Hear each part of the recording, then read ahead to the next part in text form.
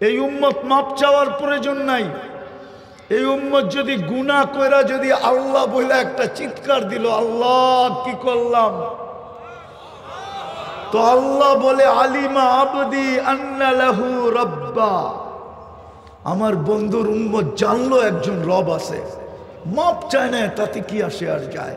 গফারতু লাহ, আমাকে আল্লাহ তো বললো, এই জন্য মাফ করে দিলাম। আল্লাহ রসুল বলছেন, সাহাবা বলছেন, ইয়া রসুল আল্লাহ ডেলি এরকম কয়বার করা যাবে? তো আল্লাহ রসুল বলছে 70 বারেরও অধিক। চলেন আরেকটা হাদিসে কুদসি দেই।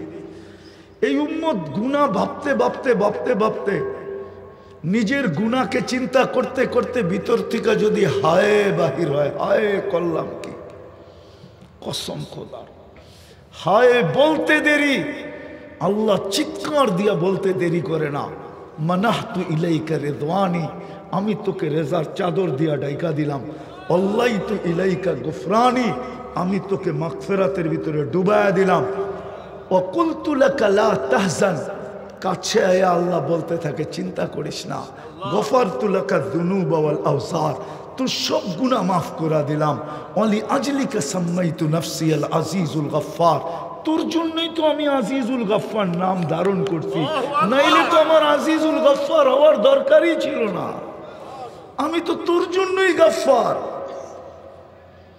এটা হলো মুহাম্মদী হওয়ার বেনিফিট। আরো দেখবেন, এক রাত্রই 83 বৎসর। কয় রাত্র? কয় রাত্র? এক রাত্র না 83 বৎসর না। আরে জানেন 83 বৎসর কোন রাত্র? লাইলাতুল 83 বৎসর 4 মাস। 80 বৎসর বাঁচার পরেও যদি মরা যান, আর আল্লাহ যদি জিজ্ঞাসা করে, ওই বুইরা কি নিয়ে আসছিস, আপনি বুক ফুলায় বলতে পারেন এক রাত্রে একটা হিসাব দিয়া নেই, বাকিটা পরে দিব নে। আল্লাহ যদি বোঝে এক রাত্রের হিসাব মানি, এক রাত্রই তো 83 বৎসর 4 মাস ছিল, আমি 80 বৎসর দুনিয়ায় ছিলাম, 80 থেকে 80 বাদ দিয়া দেন, আপনি আমার কাছে পাওনা না, তারপরও 3 বৎসর 4 মাসের পাওনা, আমাকে পাওনাটা দিয়া দেন, এটুক দিয়ে আমার চলবে। এটা কোন কারণে পাইলেন? হ্যাঁ, অথচ বললে তো একজনও বলতে পারবেন না। কয়জন আছে এখানে ডেলি 200 বার দুরূদ পড়েন? ওই একজন হাত উঠাইছে। এক বলো যুবক বলুক ডেলি আমি 10 বার দুরূদ পড়ি। ওই যে এই যুবক বলছে, আর বেশিরভাগ হাত উঠাইতে পারে না। ডেলি 10 বার দুরূদ। কয়বার? কয়বার? কয়বার? হায় হায় হায়, 10 বার দুরূদ পড়লে 10 বার 100টা রহমত, 100টা গুনাহ মাপ, 100টা পজিশন উপরে ওঠে। কিন্তু 10 বার তো পড়ে না। আচ্ছা আরেকটা বলি, শুক্রবারে কয়জন এখানে আছে 1000 বার দুরূদ পড়ে? 2-4 জন ছাড়া কেউ নাই। অথচ নবীজি বলছিলেন, আমি এত কিছু তোমাদেরকে নিয়ে দিছি, এত কিছু তোমাদের জন্য আইনা দিছি, তোমাদের আমার কারণে তোমাদের এত বড় উচ্চ মর্যাদা। জানেন কত বড় উচ্চ মর্যাদা? এই উম্মতকে আল্লাহ কিয়ামতের দিন মাঠে দাঁড় করাবে না। কেননা মাঠে তো আসামি দাঁড়াবে। কি কিয়ামতের মাঠে কে দাঁড়াবে? আসামি আর সাক্ষী এক জায়গায় দাঁড়ায়? হ্যাঁ, কি বলেন? কোর্টের রুলস কি? আসামি আর সাক্ষী এক জায়গায়?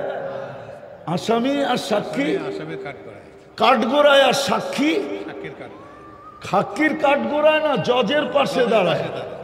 কার পাশে? জজের পাশে দাঁড়ায় সাক্ষী। আর যদি রাজ সাক্ষী হয়, বলেন না, যদি রাজ সাক্ষী হয়, মনে হয় বোঝেন নাই। একটা হলো সাধারণ সাক্ষী, একটা হলো সরকারি রাজ সাক্ষী। রাজ সাক্ষী কোথায় দাঁড়ায়?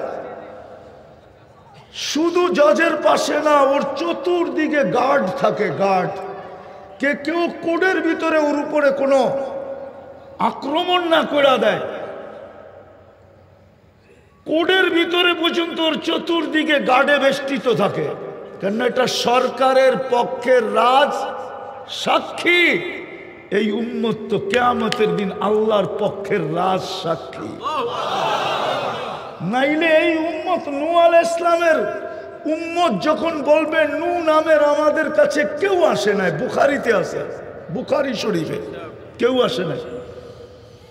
তা আল্লাহ বলবে নূহ কি বলতেছে, তুমি বলতেছো ৯৫০ বছর দাওয়াত দিছো, দাও তো কওমি লাইলা ওয়া নাহারা আলফা সানা ইল্লা ৫০, ৯৫০ বছর এরা বলে তোমাকে চিনেই না, প্রমাণ।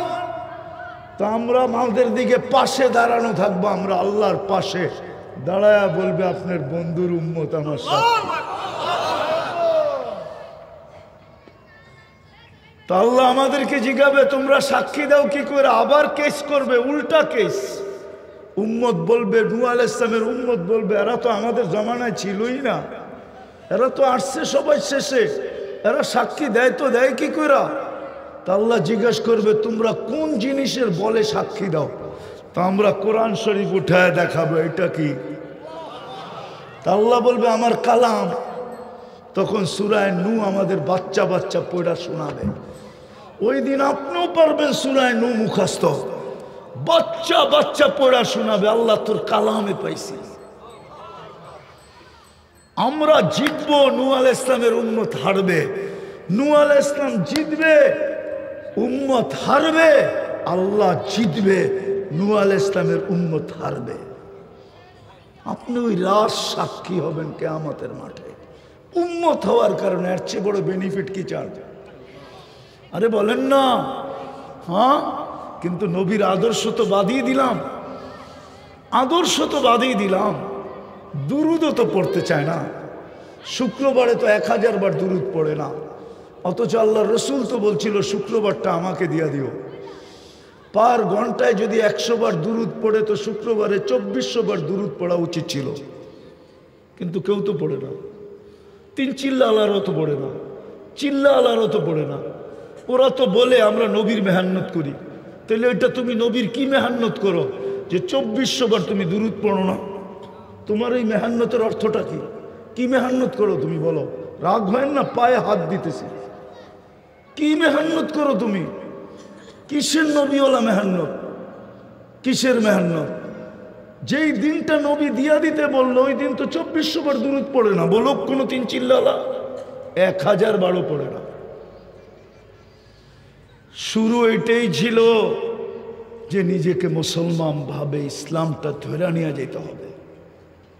এই জন্যই কোরআন চিৎকার দেয়, ওয়ালা তামুতুন্না ইল্লা ওয়া আনতুম মুসলিমুন।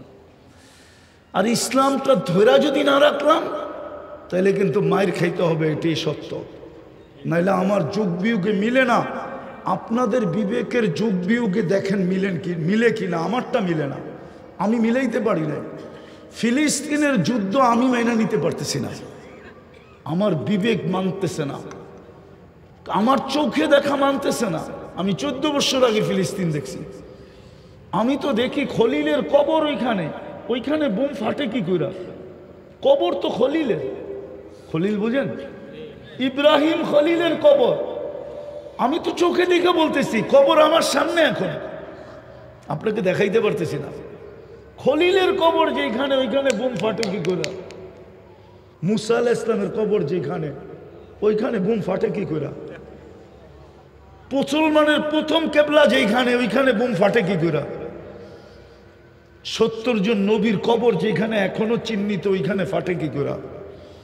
ইতিহাস তো বলে দিয়ারুল আম্বিয়া, 4 জন নবী ব্যতীত, অল্প কয়েকজন নবী ব্যতীত ১৬ লক্ষ সব নবী শামে আসছে। আর শামের ক্যাপিটাল হলো ফিলিস্তিন আদি যুগ থেকে। ওইখানে বোম ফাটে কি করে? বুঝান, আমাকে বুঝান। আমি উলামাদেরকে প্রশ্ন করতেছি, আমাকে বুঝান কি করে ফাটে, কি করে ওইখানে বোম ফাটে? যেখানে ১৬ লক্ষ নবীর সম্মেলন হয়। মেরাজের রাত্রে ১৬ লক্ষ নবীর সম্মেলন ছিল বাইতুল মুকাদ্দাসে। আমাদের নবীজি ইমামতি করছেন, বয়ান করছেন, তারপরে সবার কাছ থেকে বিদায় নিয়ে গেছেন। সবাই বিদায় দিতে আসছে যে ওইখানে যাওয়া তো কারো পক্ষে সম্ভব না। আপনি যেখানে যাবেন ওইখানে ফেরেশতার যাওয়া সম্ভব না, জিবরিল মিকাইলের যাওয়া সম্ভব না, আরশের নিচে যারা আছে ওদেরও উপরে উঠা সম্ভব না, শুধু একমাত্র আপনার সম্ভব। আমরা তো যেতে পারবো না, বিদায় দিতে আসছে, আপনি যান, ভাগ্য আপনার। এই জন্য জিবরিল চলতে চলতে যায় বলছে আগে যান, আপনি আমি এইখানেই শেষ। বলছে কেন? দুই কারণ, আমার আগে যাওয়ার অনুমতি নেই। কি নাই? দ্বিতীয় আরেকটা কানে কানে বলছেন আমার শরীরে ফিটনেসও নেই। মনে হয় ফিটনেস বুঝেন না, ঠিক না? হ্যাঁ, খালি না এদিকে ওদিকে গাঁটাগাঁটি করেন। যারা প্লেনে চাকরি করে ওদেরকে প্রতি বৎসরে বডি ফিটনেস রিনিউ করতে হয়, এটা জানেন? যারা ফ্লাইটে চাকরি করে, ফ্লাইটে যারা বিমান চালায় ওদেরকে প্রতি বছর চেক আপ করে বডি ফিটনেস রিনিউ করতে হয়। জিজ্ঞাসা করে দেখেন, নাহলে সার্চ দেন, ওয়েবসাইটে যে পাবেন। ওদেরকে বডি ফিটনেস প্রতি বছর চেক করে ওদেরকে তারপরে এটা রিনিউ করতে হয়, নাইলে একটা প্লেন নিয়ে উড়বে, ওর বডি ফিটনেস নাই, এতটি মানুষও মরবে, ও মরবে। হ্যাঁ, তো জিবরিল বলতেছিল আমার ফিটনেস নাই, অনুমতিও নাই, ফিটনেসও নাই, আপনি একা যান। যেতে যেতে কোথায় গেছেন? কুরআন বলে কাবা কাউসাইনি আও আদনা সুম্মা দানা ফাতাদাল্লা ফাআওহা ইলা আবদিহি মা আওহা। জয়া বিলকুল পাশে বসছেন, পাশে। কোথায়? পাশে জয়া বসছেন। ওই বন্ধু ১৬ লক্ষ নবীদের সম্মেলন যেখানে হইল, সবার কথা বাদ দিলাম, আপনি মুহাম্মদুর রাসূলুল্লাহ চিনেন না, আমরা চিনি না, আসলে চিনি না। যদি চিনতাম আর মুহাম্মদুর রাসূলুল্লাহর দামান যদি ধরতাম আর ওনার গোলাম যদি এই উম্মত হইতো, ওনার রঙে যদি রঙিন হইতো, কসম খোদা, রব্বে কাবার কসম, একজনের উপরে আঙ্গুল উঠাইতে দেরি, আকাশ থেকে সাহায্য আসতে দেরি হতো না। একজনের উপরে আঙ্গুল উঠাইতে দেরি আছে, প্রমাণ আছে আমার কাছে, ইতিহাসের পাতায় প্রমাণ আছে, একজনের উপরে আঙ্গুল উঠাইছে, একজনের উপরে। কোরআন এটাই বলে, একজনের উপরে আঙ্গুল উঠাইছে। শুধু প্রসিদ্ধ হয়ে গেছে, একজন শহীদ হয়ে গেছে। কয়জন? ওসমান রাদিয়াল্লাহু তাআলা আনহু কি হয়েছে? আসলে মিথ্যা ছিল না সত্য ছিল? হ্যাঁ, মিথ্যা ছিল না, মুনাফিক ছড়ায় দিছে, ওসমান শহীদ। আল্লাহ রসুল সাহাবাদেরকে পরামর্শ করছে কি করবা, ওসমান তো শহীদ হয়ে গেছে। বলছে রক্তের বদলা নিয়ে তারপরে যাব। বলছে মুখে বললে হবে না, তাহলে কি করতে হবে? বলে জান দেওয়ার বায়াত করতে পারবা? বলে পারবো না। তো পারবো না কেন? হাত বাড়ান। তো বায়াতে রেজওয়ান চলতেছে, ভালো মতে ভালো মতে বায়াতে রেজওয়ান চলতেছে, বায়াতে রেজওয়ান চলতে চলতে চলতে চলতে গাছের নিচে, ওই গাছ এখনো আছে, বায়াতে রেজওয়ান চলতেছে। চলতে চলতে যখন সবার বায়াত শেষ, তো উপর থেকে আয়াত আসতেছে, ইয়াদুল্লাহি ফাওকা আইদিকুম। আল্লাহ বলে তোমরা একদিকে গেলে গা, আমি একদিকে থাইকা করবোটা কি? ও আল্লাহ, আপনি বইলা দেন না এটা মিথ্যা, আমি আর একা থাইকা করবো কি? আমিও তোমাদের সাথে। মনে হয় বুঝাইতে পারি না। আল্লাহ বুঝাইছে কিয়ামতের সকাল পর্যন্ত এটাই উসুল। আমার বন্ধুর যদি হয়ে যাও, এই জন্যই তো কবি বলছেন क्या वफा तूने मोहम्मद से तो हम तेरे हैं, क्या वफा तूने मोहम्मद से। আমি তো যুবকদেরকে এটাই বলি, আরে হইতে যদি চাও মডেল, তাহলে নবীর গোলাম হিসাবে মডেল হও। হইতেই যদি চাও ফেমাস, তো নবীর গোলাম হিসাবে ফেমাস হও। হইতেই যাও যদি আপডেট, তাহলে নবীর গোলাম হিসাবে আপডেট হও। হইতেই যদি চাও ডিজিটাল, তাহলে নবীর গোলাম হিসাবে ডিজিটাল হও। যদি হইতে চাও সুপার ডিজিটাল, তো নবীর গোলাম হিসাবে হও। দেখো না জমিন তোমাকে স্যালুট দেয় কি করে। আমি হাদিস দিব, রব্বে কাবার কসম, যুবক তুই চলবি, জমিন তোকে সেলুট দিবে আর বলবে মাতা মাসিরু কাফি বাতনি, তুই আমার পেটে কবে আসবি, তোকে আমি আপ্যায়ন করব। কবে আসবি বল? কিতাবে আছে জমিন তোমাকে সেলুট দিবে, আর ফেরেশতা তো দিবেই দিবে। নাইলে কোরআন কেন বলবে তাতানাজ্জালু আলাইহিমুল মালাইকা? ফেরেশতা কি আইসা তোমার চেহারা দেখবে? আইসা প্রথমে সেলুট দিবে। আরে মালাকুল মউত আইসা সেলুট দিবে। আল্লাহ মালাকুল মউতকে বলবে সাল্লিম আলাইহি, যাবা যুবককে সালাম দিবা, সালাম। তারপরে বলবা ইন্নী উরিদু আন আজুরাহু, কানে কানে বলবা আল্লাহ তোমার সাথে দেখা করতে চায়, এই জন্য আমি আসছি। ভয় পাইও না, আল্লাহ দেখা করতে চায়, এই জন্য আমি আসছি। তখন ভিতর থেকে ফুর্তি হবে, ফুর্তি, যে কানে কানে বলবা ইন্নী উরিদু আন আজুরাহু, আমি দেখা করতে চাই, এই জন্য তোমাকে পাঠাইছি। যে প্রথমে সালাম দিবে, তারপরে বলবে আমিল মুআমেলাতা উম্মিল হানুন, দয়াবতী মার মতো ব্যবহার করবে। আখরিজ রুহাহু কামা ইয়াখরুজু শারাতু মিনাল আজিব, আটার থেকে চুল বাহির করলে যেরকম কষ্টহীন, আমার বন্ধুর চুলটা রুটাও এরকম বাহির করবা। এগুলো সব হেদায়েত দিবে। এই জন্যই তো কবি বলছেন क्या वफा तूने मोहम्मद से तो हम तेरे हैं, ये दुनिया क्या चीज है, दुनिया की दाम है, ये तो মশার দানার সমান দাম না। লৌহ কলম তেরে হ্যাঁ, যখন আমি তোর, তো সমগ্র জগৎটা তোর হাতে উঠায় দিয়া দিলাম। কিন্তু শর্ত আমার বন্ধুর রঙে রঙিন হ, আমার বন্ধুর গোলাম হ। আজকে মুসলমানের দুরবস্থা যেটা বলতেছিলাম, আমার যোগ বিয়োগে মিলে না। যে ফিলিস্তিনে কেন বোম ফাটবে, ফিলিস্তিনে কেন রক্ত ঝরবে, আপনারা আমাকে যোগ বিয়োগ মিলিয়ে দেন। আমি তো 14 বছর আগে ফিলিস্তিন চোখে দেখছি, আমি তো কোনো মিডিয়ায় দেখা বলতেছি না। আমার তো ওই জমিন পারানো আছে, চষা আছে, আমি ওই জমিন চৈষা আসছি, যেইখানে নবীদের চিহ্ন আছে ওইখানে বৈশা আসছি। আমার যোগ বিয়োগে মিলে না। এখানে বোম ফাটে তো ফাটে কি করে? 60,000-এর উপর এই পর্যন্ত মরে গেল, সমস্ত বাড়ি মাটিতে মিশা গেল, আকাশের নিচে সবাই ঠাই হয়ে গেল। উম্মতে মুহাম্মাদি কেন? এই জন্যই আজকের আলোচ্য বিষয় এটাই, যে নিজেকে মুসলমান বলে দাবি করে, ইসলামকে ধরে নিয়ে যেতে হবে, টিকায় নিয়ে যেতে হবে, ইসলামের উপরে টিকা থেকে যেতে হবে। এটাই আল্লাহর। যুবকদেরকে একটু বুঝাই দেখি, রান আউট থেকে বাঁচা, বোঝেন? রান আউট থেকে বাঁচার সর্বশেষ চেষ্টা কি? ও যুবক বলো না, কি করা? দৌড়ায়া যদি দৌড় দিতে দিতে দিতে নিজের পাও যদি নাও ঢুকাইতে পারলো, তো ব্যাডের আগাটা যদি দাগের ভিতরে ঢুকাইয়া দিতে পারলো শুয়া, তারপরও রান আউট থেকে বেঁচে যাবে। হ্যাঁ, আল্লাহ বলে এতটুক কর তুই, ইসলামের সীমা রেখার ভিতরে পাটা রেখা আসিস, এটার থেকে যে বাহিরে যেন না যায়। কিন্তু ইসলামের সীমা রেখার ভিতরে পাটা থাকবে কি করে? এটার জন্য 3টা কাজ করতে হবে। যদি করতে পারেন তাহলে ইনশাআল্লাহ, কসম খোদা, আপনার পাও ইসলামের সীমা রেখার থেকে কখনো বাহির হবে না। পারবেন? হ্যাঁ পারবেন? বলবো? হ্যাঁ বলবো।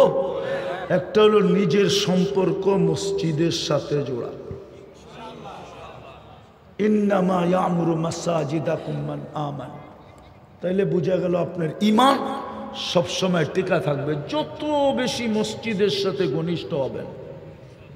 আজকে আল্লাহ নারাজ এই কারণেই, নারাজ এই কারণেই নারাজ যে আজকে সব ভরা, শুধু মসজিদ খালি।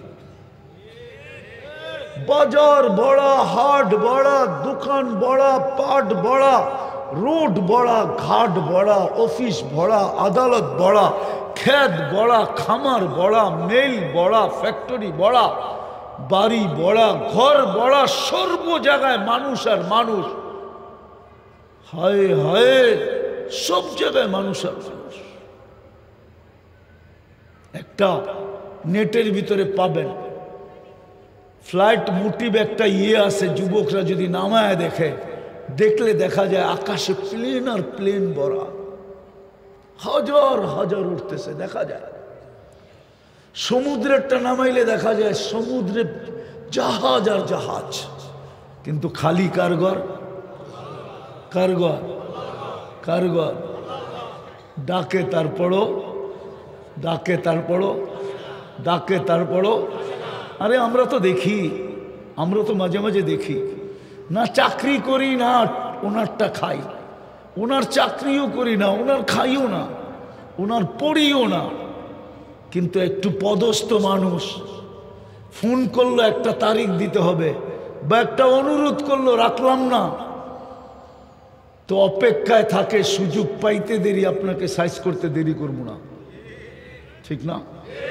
হ্যাঁ না, এরকম মানুষ হ্যাঁ হ্যাঁ অনেক সময় দেখি একটা কথা বলল, একটু অন্যমনস্ক ছিলাম, উনি একটু বিত্তশালী, চেহারা দেখলে তো বুঝি, কেন আমি সোনার ব্যবসা করি, আমি খাইছি নি, সোনা হাতে নিয়ে বলতে পারি যে খাইত কতটুকু আছে, চেহারা দেখলো বুঝি উনি কেন চেহারাটা এরকম করলো, সামান্য একটু বিত্তশালী সামান্য, কিন্তু উনি আমার আন্ডার এস্টিমেট কি করলো যে উনি তো একজন হুজুর, খালি বক্তা, ঠিক না? আমার ব্যাকগ্রাউন্ড জানে না? জানে না? জানে জানে তো না, ঠিক না? হ্যাঁ আমি তো দুনিয়ার 103টা দেশ দেখলাম, আমাকে 303টা দেশের এমবেসি এমনি ভিসা দিয়ে দিছে চেহারা দেখা। আমার চেয়ে বড় সুন্দর চেহারা আলা বয়ে থাকে এমবেসিতে, অথচ আল্লাহ ডেলি 5 বার ডাকে। কয়বার? কে ডাকে? আরে কে ডাকে? কোন আল্লাহ ডাকে? কোন আল্লাহ? শুধু আল্লাহ? কোন আল্লাহ ডাকে?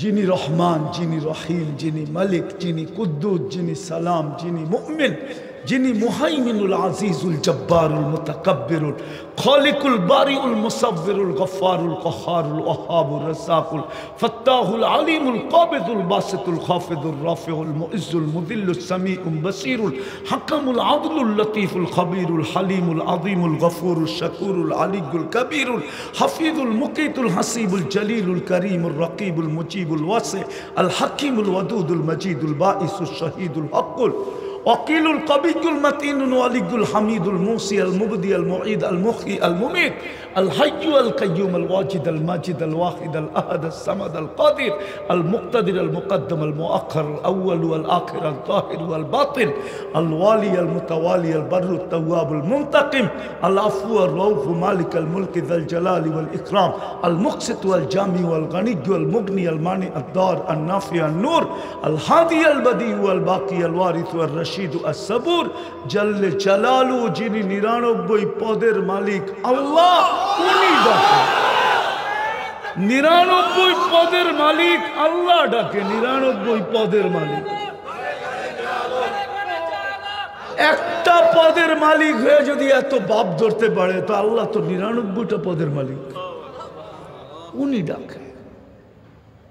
তো প্রথম হলো মসজিদের সাথে সম্পর্ক ঘনিষ্ঠ থেকে ঘনিষ্ঠ করা, শুধু রাখা না। এক হাদিসে ইঙ্গিত আছে, নিজের ঘরটাকে ঘর বানায় না। মান জাআলা বাইতাল্লাহি বাইতাহু, এত বেশি আসো যাও যে মানুষ বলে এই বেটার তো মনে হয় বাড়ি ঘরই নেই, সারাদিন মসজিদেই থাকে। মানুষ যেন এটা বলে, মানুষ যেন কমিটিওয়ালারা যেন আইসা বলে, ওই মিয়া তোমার কি বাড়ি ঘর নাই, সারাক্ষণ মসজিদে পড়ে থাকো কেন? মানুষ যেন এটা বলে, এতটুকু সম্পর্ক জুড়ো। দ্বিতীয় হইল দ্বীনি মাদারেসের সাথে সম্পর্ক জুড়ো। কেননা মাদ্রাসা আছে, দিন টিকা আছে, মসজিদ আছে, দিন টিকা থাকবে। মাদ্রাসা মসজিদ থাকবে না, দিন টিকা থাকবে না। আপনারা আমাকে চিনাইতে হবে না, আমি বহুত আগে চিনা ফেলছি। ওলামা অহংকারী বলতে পারে, বহুত আগে আমি দেখা আসছি। যেইখানের দরজগায় 90,000 ছাত্র হতো। কত কত? এখনো জাদুঘর যেটা রাখা আছে ওইখানে 50,000 ছাত্র বসতে পারে। ইমাম বুখারীর দরজগাহ যেটা জাদুঘর বানানো আছে, আমি চোখে দেখা বলতেছি, শুনা মুইনা না, কিন্তু 50,000 ছাত্র এখনো বসতে পারে। কালীর ওই ছোট পুরান যুগের মটকা রাখা আছে।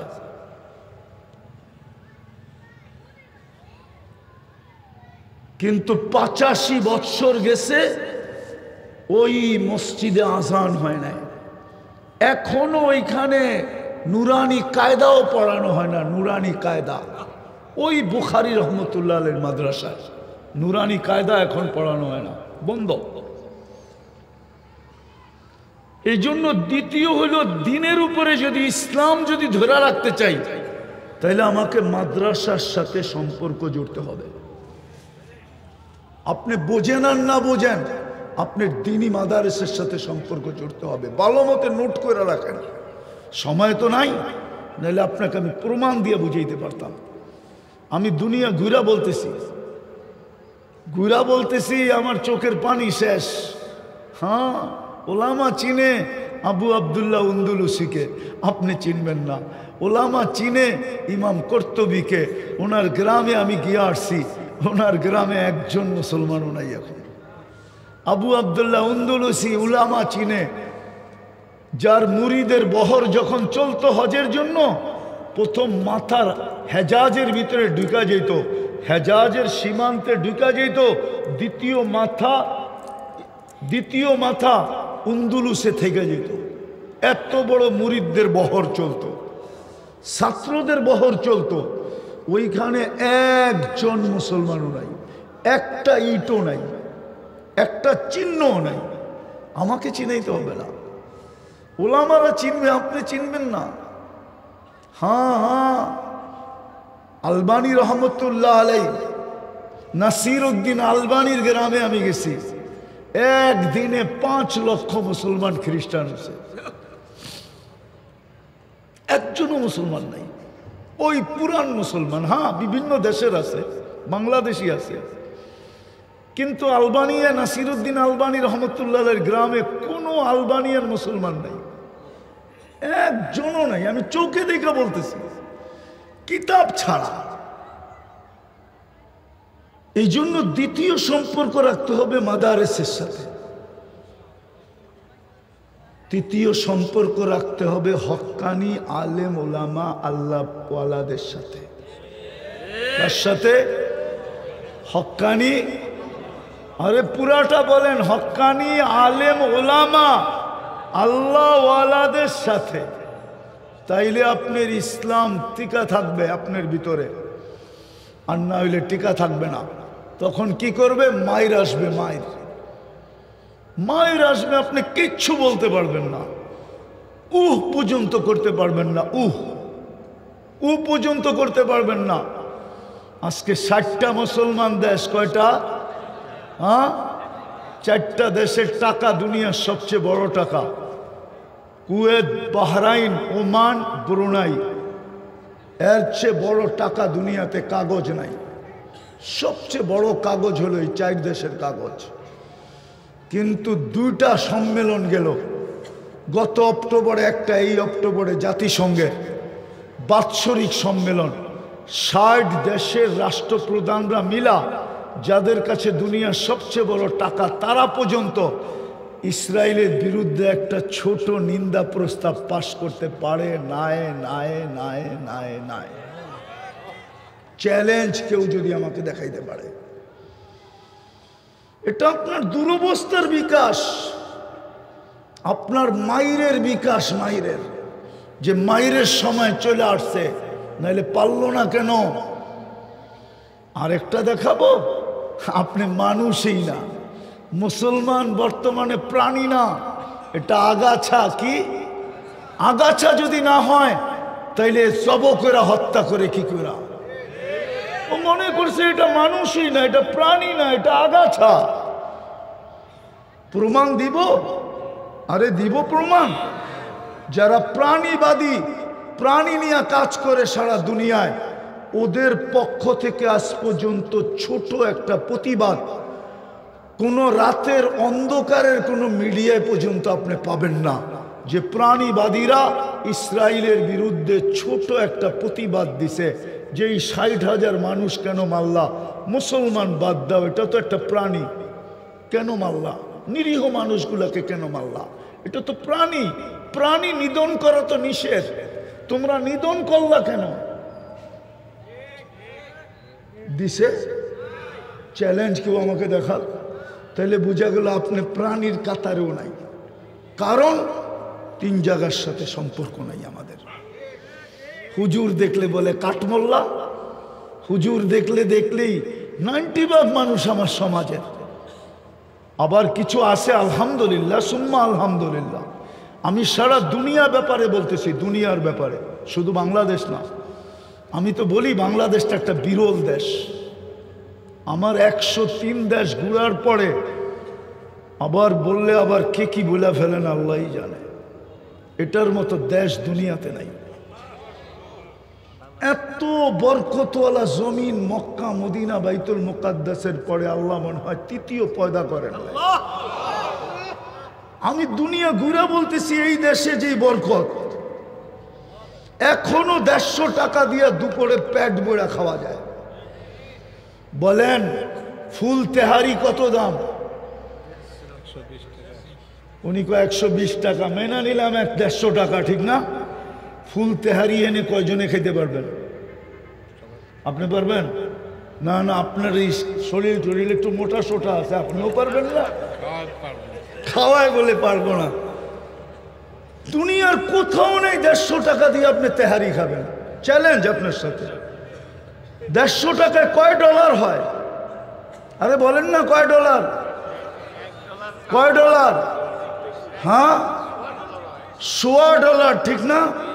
আমি তো আপনাদের স্বাধীনতা দেখি নাই। আমি তো 18 জুলাই চলে গেছি ইংল্যান্ড। 5 তারিখ যেদিন, এদিন ফজরের আগে আমার ফ্লাইট ছিল ক্যানাডার। আমি যখন নামছি তো যারা আমাকে নিতে আসছে ওরা একটু অতিমাত্রাই খুশি ছিল। তো আমি জিজ্ঞাসা করলাম, এটা মাত্রা অতীত খুশি হওয়ার কারণটা কি? হুজুর দেশ স্বাধীন হয়ে গেছে, আপনি তো আকাশে ছিলেন, এই জন্য মাত্রা অতীত খুশি, ঠিক না? তারপরে আমি আসছি আগস্টের 18 তারিখে, 2-3 দিন ছিলাম, চলে গেছি আমি কোরিয়ায়। আমি আসছি সেপ্টেম্বরের 22 তারিখে, 23 তারিখে বাংলাদেশে। আমি তো এই সফরে দেখলাম, দেখা বলতেছি। আমি আসছি গুয়াংজো দিয়া, এয়ারপোর্টে খাইতে গেলাম হালাল, হ্যাঁ হালাল খাওয়া। আমি তো খাই নাই, আমার সাথে লোক ছিল বাঙালি ছেলেরা, আমি তো একাই ছিলাম। ওরা বলে হুজুর আজকে আপনারটা খাবো। আমি খা, কিন্তু টাকা বাঙ্গায় যা খাওয়াইলাম ওদেরকে, ওটা দিয়া খাওয়াইলে বাংলাদেশে 100 জনকে খাওয়াইতে পারতাম। কাচ্চি 100 প্যাকেট পাইতাম, কাচ্চি না পাইতাম তেহারি পাইতাম। বাংলাদেশের মতো বরকত কোথাও নাই। সর্বদিক দিয়া বাংলাদেশ নিয়ে তুলনা হলো অন্য সারা দুনিয়ার মুসলমান নিয়ে। আজকে আমরা আগাছা হয়ে গেছি, কেননা এই 3 জায়গার সম্পর্ক আমাদের নাই। মসজিদের সম্পর্ক নাই, মাদারেসের সাথে সম্পর্ক নাই, আলেম ওলামা হক্কানি আলেম ওলামা আল্লাহওয়ালাদেরকে আমরা ইনসাল্ট করতে আমরা দেরি করি না। মুসলমান এদেরকে কদর করে না, কদর করে না, যার কারণে আজকে আল্লাহ নারাজ। আল্লাহ কি নারাজ। এই জন্যই মনে হয় বোম ফাটে, নাইলে বোম ফাটার কোনো যুক্তিকতা আমি আমার ব্রেন দিয়া খুঁজে পাই না যে ওইখানে বোম ফাটে কি করে। এই জন্য আসেন তওবা করে ফিরে আসি। 3 জায়গার সাথে সম্পর্ক জুড়ি, নিজের পক্ষ থেকে আইসা জিজ্ঞাসা করি, হাত যেন না পাততে হয়। আল্লাহ যদি জিজ্ঞাসা করে, এক হাদিসে ইঙ্গিত আছে, ইঙ্গিত, আল্লাহ একদিন কিয়ামতের দিন একজনকে বলবে আমি তো খাওয়া চাইছিলাম, তুই তো আমাকে খাওয়াইলি না। তো ও আকাশতে পড়বে, বলবে আল্লাহ আপনি আর খাওন চাইছিলেন কবে আর দেই নাই কবে? আপনার যদি দুনিয়ায় পাইতাম তাহলে তো দুধ মধু দিয়ে গোসল করাইতাম, খালি খাওয়াইতাম। তা আল্লাহ চিত্রটা তুলে ধরবে, কিরামান কাতিবিন ইয়ালামুনা মা তাফআলুন। চিত্র দেখা বলবো আসছিল আম্মা সাইলা ফালা তানহার, আসছিল তোর কাছে, চাইছিল এক লোকমা খাওয়া, কিন্তু তুই তাড়ায়া দিছিস। ওই দিন খাওয়াইলে আমাকেই খাওয়ানো হতো, আর আজকে যদি ওই দিন যদি তুই খাওয়াইতি তাহলে এই যে দেখ জান্নাত আমি তোর জন্য এক লোকমার বিনিময়ে বানায় রাখছিলাম, কিন্তু তুই খাওয়াস নাই। দুঃখ তো এটাই লাগে যখন মাদ্রাসার জন্য চাঁদা হয়, দুঃখ তো ওইখানেই লাগে যখন মসজিদের জন্য চাঁদা হয়, দুঃখ তো ওইখানেই লাগে যে এখানে আলেমকে ইনসাল্ট করা হয়, আলেমদেরকে নিয়ে বলা হয়। দুঃখ তো ওইখানেই লাগে, নাইলে দুঃখর কোনো বিষয় ছিল না। দুঃখ ওইখানেই লাগে, আলেমদেরকে যখন ছোট করা হয় দুঃখ ওইখানেই লাগে, নাইলে তো কোনো দুঃখ ছিল না। নাইলে বিত্তশালী কম আছে নাকি যেইখানেই মসজিদের সাইনবোর্ড দেখছে চুপে চুপে এসে বলতো আমারে বানাইতে দেন। আল্লাহ যদি কিয়ামতের দিন জিজ্ঞেস করে টাকা কে দিছিল, তো আপনি তো বলতে বাধ্য হবেন আপনি দিছেন, ঠিক না? তোর ঘরটা তো এত সুন্দর বানাইলি, আমার ঘরটার জন্য গেছিল, ধাক্কা দিয়ে তো বাড়ি করে দিলি। আমরা কি দেখি না বিক্রমপুরে কি নাই যাদের বাড়িঘর দেখলে চোখ লেগে যায়, এদের কাছে মসজিদের টাকার জন্য গেলে কি বলে আমরা কি শুনি না? দেয় দেয় না যে এরকম না, দেয়, কিন্তু 10টা কথা শুনে তারপরে 50,000-এর একটা বান্ডেল দিয়া দেয়। হ্যাঁ, আল্লাহ যদি জিজ্ঞাসা করে তোর ঘরটার বাথরুমে তো ছিল 1 কোটি টাকা, তুই আমার ঘরে দিলি 50,000 টাকা, টাকা তো আমিই দিছিলাম, জান্নাত তো আমারই, ওই পাশে যায় দাঁড়া। কি করবেন? আরে বলেন না কি করবেন? রাগ হয়ে গেলেন আমার কথায়? যৌক্তিক না অযৌক্তিক? মাদ্রাসা কার ঘর? মুহাম্মদুর রাসূলুল্লাহর ঘর। হাউজে কাউসারে যায় দাঁড়াইতে হবে। সর্বপ্রথম যাচাই কোনখানে হবে জানেন? মিজানের পাল্লায় না, প্রথম যাচাই হয়ে যাবে, প্রথম চালনিতে চালবে হাউজে কাউসারে। জ্বর পেটে হাউজে কাউসারের 1 ফোঁটাও যদি যায়, ও কোনো না কোনো ভাবে জান্নাতে যাবে। কেননা 1 ফোঁটা হাউজে কাউসার যার পেটে গেছে, ওই পেট জান্নাত ধারণ করার, জাহান্নাম ধারণ করার ক্ষমতা রাখে না। না না, ওই পেট জাহান্নামে যাইতেই পারে না।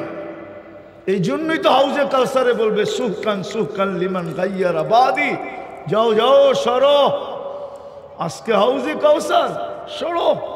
আমার পরে কি করছো সব ভিডিও আমার কাছে আছে, সব অডিও আমার কাছে আছে। প্রতি শুক্রবার দিন পৌঁছানো হয় মুহাম্মদুর রাসূলুল্লাহর দরবারে, সমস্ত ভিডিও পৌঁছানো হয়, সমস্ত অডিও পৌঁছানো হয়। শুক্রবারে উম্মতের আমলনামা মুহাম্মদুর রাসূলুল্লাহকে দেখায় দেখায় আমার তো মন বলে কবরে শুধু কাঁদেন আর চিৎকার দেন আর বলেন মা বি উম্মতি, আমার উম্মতের কি হইল? আমি দিয়ে আসলাম কি, রাইখা আসলাম কি, আনলাম কি, দিব কি, আর এরা আমার সাথে ব্যবহার করতেছে কি? এই জন্য আসেন, ইনশাআল্লাহ রাখবেন তো সম্পর্ক পাক্কা? হ্যাঁ, এই 3 জিনিসের সাথে জান যাবে কিন্তু সম্পর্ক পাক্কা। ওয়াদা ওয়াদা। তাইলে আজকে আমাদের উপরে কেউ আঙ্গুল উঠানোর ক্ষমতা পেত না, শক্তি পেত না। শক্তি এই জন্যই পেয়েছে, সবাই জানে ইসলাম তো ওরাই পছন্দ করে না, আমরা ইসলামের বিরুদ্ধে বললে অসুবিধা কি? আপনার প্রিয় পাত্রের দিকে কেউ আঙ্গুল উঠাইতে হিসাব করে উঠায়, যে আঙ্গুল উঠাইলাম হইতে পারে পাঞ্জার থেকে পৃথক হয়ে যেতে পারে, আঙ্গুল উঠাইলাম হয় যুবক নাই এরকম। হ্যাঁ, শুধু আশায় আসো তুমি, তোমাকে I.U লেখা পাঠাবে, পাঠায় নাই, শুধু আশায় আসো। ওইটার পিছে যদি কেউ পড়লো আর চোখ তুইলা দেখলো, বন্ধু হইলেও তো তুমি গুলি করার ইচ্ছা করো, না করো না? হ্যাঁ হ্যাঁ, তাহলে কিভাবে তোমার উপরে কেউ আঙ্গুল উঠাবে? এত বড় আল্লাহ থাকতে উঠাইতে সাহস পাইতেছে। ইসলাম তো আমাদের কাছেই নাই। আল্লাহ আমাদেরকে আমল করার তৌফিক দান করেন। ওমা আলাইনা ইল্লাল বালাগ।